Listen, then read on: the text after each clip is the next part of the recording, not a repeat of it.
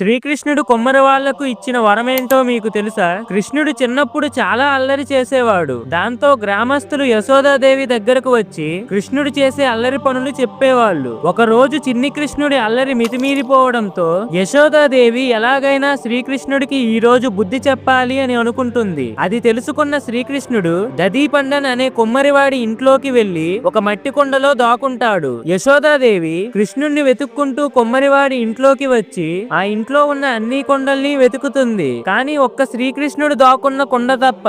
ఎందుకంటే చిన్ని కృష్ణుడు కనిపించకుండా ఆ కొండపై దదీపండన్ వెళ్లి కూర్చుంటాడు. దాంతో యశోదాదేవి శ్రీకృష్ణుడు అక్కడ లేడు అని తిరిగి వెళ్లిపోతుంది. కృష్ణుడు కొమ్మరివాడితో, నన్ను కాపాడినందుకు ధన్యవాదములు. ఈ కొండలో చాలా ఇరుకుగా ఉంది, దయచేసి నన్ను బయటకు తీయండి అని అడుగుతాడు. దాంతో ఆ కొమ్మరివాడు, కృష్ణ, నువ్వు పిల్లవాడివే అయినా భగవంతుడివి అని నాకు తెలుసు. నాకు మోక్షం ప్రసాదిస్తాను అని మాటిస్తేనే నిన్ను బయటకు తీస్తాను అని చెప్తాడు. అది విన్న శ్రీకృష్ణుడు, నన్ను కాపాడావు కదా, సరేలే, నీ ఒక్కడికే కాదు, నన్ను దాచిన ఈ మట్టి కొండకు కూడా మోక్షం ప్రసాదిస్తున్నాను అని ఆ కొమ్మరివాడికి వరం ఇస్తాడు. ఫ్రెండ్స్,